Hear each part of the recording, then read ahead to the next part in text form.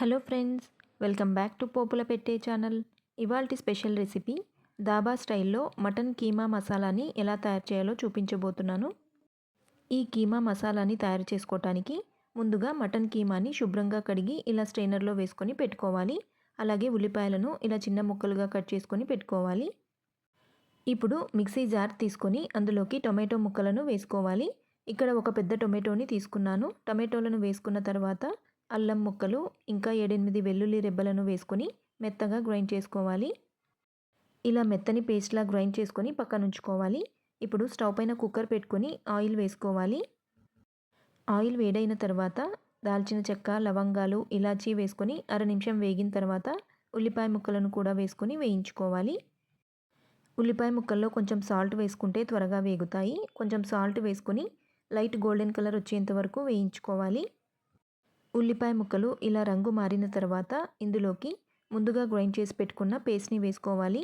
టమాటోలు, అల్లం, వెల్లుల్లి వేసి గ్రైండ్ చేసుకున్నాం కదా, ఆ పేస్ట్ని వేసుకుని స్టవ్ను సిమ్లో ఉంచుకొని 2 నిమిషాల పాటు వేయించుకోవాలి.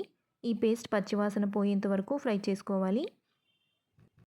టొమాటో పేస్ట్ పచ్చివాసన పోయి ఇలా ఎడ్జెస్ నుండి ఆయిల్ సపరేట్ అవ్వాలి. ఇలా వేగిన తర్వాత ఇందులోకి కొద్దిగా పసుపు, రుచికి సరిపడా కారం, ఇంకా 1 టీ స్పూన్ ధనియా పౌడర్, హాఫ్ టీ స్పూన్ జీరా పౌడర్ని వేసుకొని 1 నిమిషం పాటు వేయించుకోవాలి. ఈ ప్రాసెస్ మొత్తం స్టవ్ను సిమ్లో ఉంచుకొని చేసుకోవాలి. స్టవ్ను హై ఫ్లేమ్లో పెట్టుకుంటే అడుగంటే ఛాన్స్ ఉంటుంది.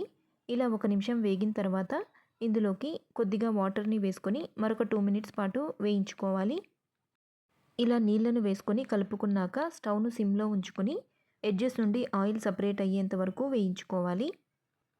2 మినిట్స్ తర్వాత మసాలా మొత్తం బాగా వేగి ఇలా ఎడ్జెస్ నుండి ఆయిల్ సపరేట్ అవుతూ ఉన్నప్పుడు ఇందులోకి క్లీన్ చేసి పెట్టుకున్న మటన్ కీమాని వేసుకొని మొత్తం బాగా మిక్స్ చేసుకోవాలి. ఇలా మటన్ కీమాని వేసుకున్న తర్వాత టేస్ట్కి సరిపడా సాల్ట్ని కూడా వేసుకొని కలుపుకోవాలి. మీరు కావాలంటే మటన్ కీమా కర్రీని కుక్కర్లో కాకుండా విడిగా గిన్నెలో కూడా చేసుకోవచ్చు. గిన్నెలో అయితే ఎక్కువ టైం పడుతుంది. ఇలా సాల్ట్ వేసి కలుపుకున్న తర్వాత కొద్దిగా పచ్చిమిర్చి ముక్కలను కూడా వేసుకొని కలిపి మూత పెట్టి స్టవ్ను మీడియం ఫ్లేమ్లో ఉంచుకొని 2 మినిట్స్ మగ్గించుకోవాలి. 2 మినిట్స్ తర్వాత మటన్ కీమాని ఒకసారి మొత్తం బాగా కలుపుకొని కొంచెం కొత్తిమీరను కూడా వేసుకొని మిక్స్ చేసుకోవాలి. మటన్ ఉడకటానికి ఎక్కువ టైం పడుతుంది కాబట్టి ఇలా కుక్కర్లో చేసుకుంటే చాలా త్వరగా అయిపోతుంది. ఇలా కొత్తిమీరను వేసుకున్నాక చిన్న టీ గ్లాస్ అంత వాటర్ని వేసుకొని కలుపుకోవాలి. ఇలా నీళ్ళను వేసుకొని కలుపుకున్న తర్వాత కుక్కర్ మూత పెట్టుకొని స్టవ్ను మీడియం ఫ్లేమ్లో ఉంచుకొని 5 విజిల్స్ రానివ్వాలి. ఈ మటన్ కీమా కర్రీ చపాతీ, రోటీ, పుల్కా, నాన్, ఇంకా జొన్న రొట్టెలు అలాగే రైస్లోకి కూడా చాలా బాగుంటుంది. 5 విజిల్స్ వచ్చి స్టీమ్ మొత్తం పోయాక మటన్ ఇలా బాగా ఉడికిపోయి ఉంటుంది. ఇప్పుడు మరలా స్టవ్ను వెలిగించుకొని సిమ్లో పెట్టుకోవాలి. ఇలా ఉడికించుకున్న మటన్లోకి హాఫ్ టీ స్పూన్ గరం మసాలాని వేసుకోవాలి.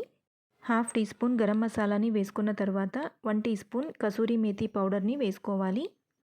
కసూరి మేతిని డ్రై రోస్ట్ చేసుకుని చేత్తో నలిపితే పౌడర్ లాగా అవుతుంది. అలా పౌడర్ లాగా చేసుకుని వేసుకోవాలి.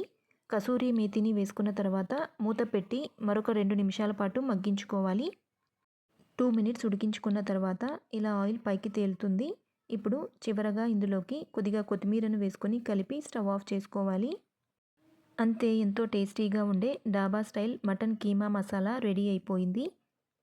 ఒకసారి మీరు కూడా తప్పకుండా ట్రై చేసి మీకు ఎలా కుదిరిందో కామెంట్ సెక్షన్లో చెప్పండి. ఈ వీడియో మీకు నచ్చిందని అనుకుంటున్నాను. ఈ వీడియో మీకు నచ్చినట్లయితే లైక్ చేయండి, షేర్ చేయండి. మరిన్ని లేటెస్ట్ అప్డేట్స్ కోసం పోపుల పెట్టే ఛానల్ని సబ్స్క్రైబ్ చేసుకుని పక్కనే ఉన్న బెల్ ఐకాన్ని యాక్టివేట్ చేసుకోండి. Thank you for watching. Please subscribe Popula Pette channel.